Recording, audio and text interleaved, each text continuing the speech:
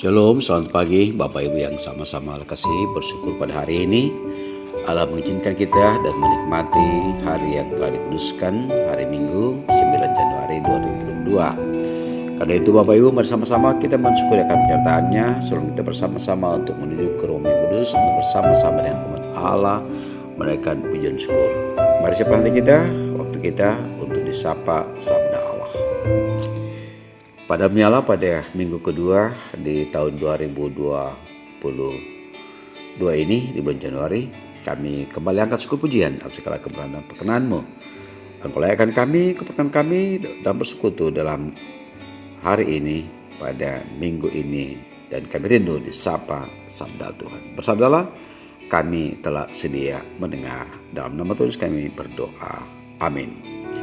Bapak Ibu yang sama-sama Allah kasih, Artos edisi Minggu 9 Januari 2022. Bacaan kita pada hari ini dari kitab Hakim-Hakim pada pasal keempat ayat pertama sampai 24. Hakim-Hakim pasal 4 ayat pertama sampai 24. Firman Tuhan. Setelah Ehud mati, orang Israel melakukan pula apa yang jahat di mata Tuhan. Lalu Tuhan menyerahkan mereka ke dalam tangan Yabin, raja Kanaan yang memerintah di Hasor. Paling antaranya ialah Sisera yang diam di Haroset Hagoyim. Lalu orang Israel berseru kepada Tuhan, sebab Sisera mempunyai 900 kereta besi dan 20 tahun lamanya ia menindas orang Israel dengan keras. Pada itu Deborah, seorang nabiya, istri Lapidot, memerintah sebagai hakim atas orang Israel. Ia bisa duduk di bawah pohon korma Deborah antara Rama dan Betel di pegunungan Efraim, dan orang Israel menghadap dia untuk berhakim kepadanya. Ia menyuruh memanggil Barak bin Abinoam dari Kedes di daerah Naftali, lalu bertanya kepadanya, bukankah Tuhan Allah Israel memerintahkan demikian? Majulah, bergeraklah menuju gunung Tabor dengan membawa 10.000 orang Bani Naftali dan Bani Sebulon bersama-sama dengan engkau. Dan aku akan menggerakkan Sisera, panglima tentara Yabin, dengan kereta-keretanya dan pasukan-pasukannya yang menuju engkau ke sungai Kison, dan aku akan menyerahkan dia ke dalam tanganmu. Jawab Barak kepada Deborah, jika engkau turut maju, aku pun maju. Tetapi jika engkau tidak turut maju, aku pun tidak maju. Kata Deborah, baik, aku turut. Hanya engkau tidak akan mendapat kehormatan dalam perjalanan yang engkau lakukan ini. So Tuhan akan menyerahkan Sisera ke dalam tangan seorang perempuan. Lalu Deborah bangun berdiri dan pergi bersama-sama dengan Barak ke Kedes. Barak mengerahkan suku Sebulon dan suku Naftali ke Kedes, maka 10.000 orang maju mengikuti dia. Juga Deborah maju bersama-sama dengan dia. Adapun Heber orang Keni itu telah memisahkan diri dari suku Keni dari anak-anak Hobab ipar Musa, dan telah berpindah-pindah memasang kemahnya sampai ke pohon Tarbantin di Saanaim yang dekat Kedes. Setelah dikabarkan kepada Sisera bahwa Barak bin Abinoam telah maju ke gunung Tabor, dikerahkannya lah segala keretanya, 900 kereta besi dan seluruh rakyat yang bersama-sama dengan dia dari Haroset Hagoyim ke sungai Kison. Lalu berkata Deborah kepada Barak, bersiaplah, sebab inilah harinya Tuhan menyerahkan Sisera ke dalam tanganmu. Bukankah Tuhan telah maju di depan engkau? Lalu turunlah Barak dari gunung Tabor dan 10.000 orang mengikuti dia.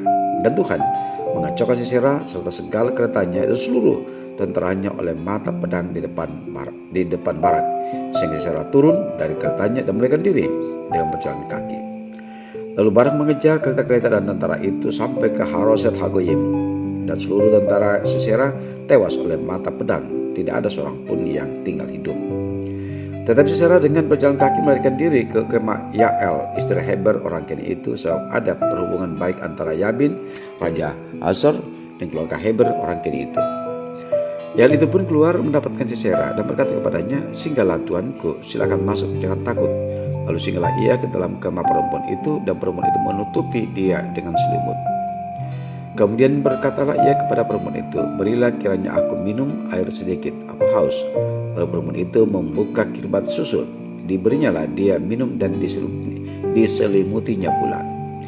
Lalu katanya kepada perempuan itu, berdirilah depan pintu kemah, dan apabila ada orang datang dan bertanya kepadamu, ada orang di sini, maka jawablah tidak ada.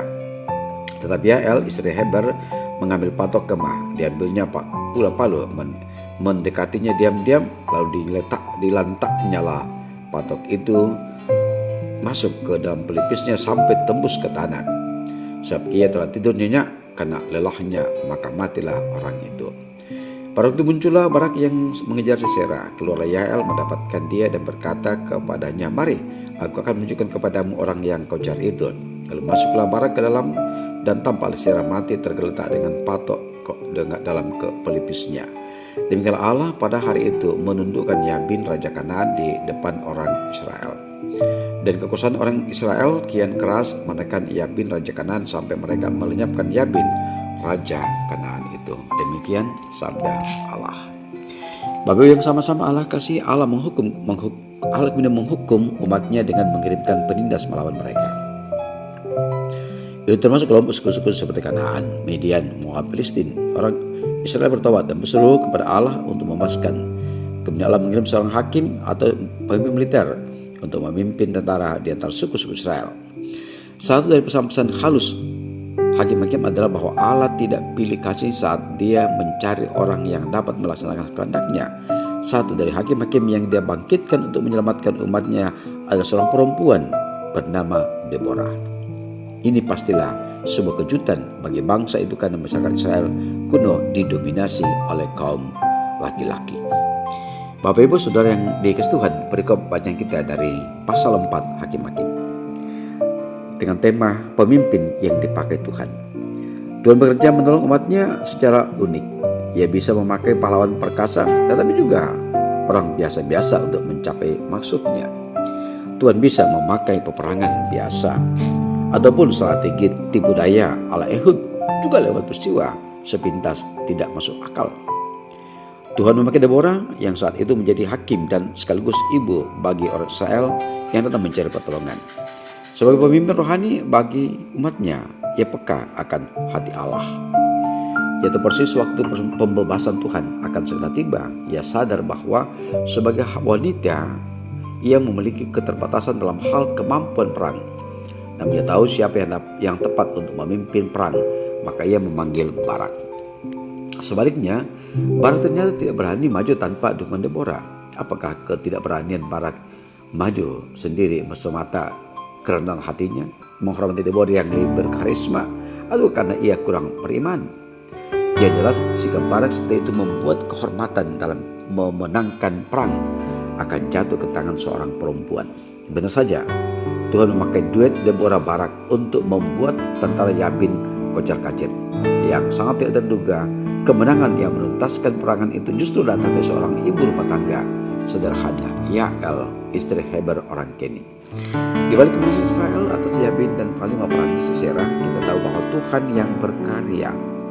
Deborah yang peka, Barak yang bimbang, maupun Yael yang tidak pernah bermimpi akan terlibat, merupakan alat yang maha kuasa. Saat mereka peka, pimpinan Tuhan akan bersedia untuk dia pakai, maka kemenangan pun tidak lagi mustahil.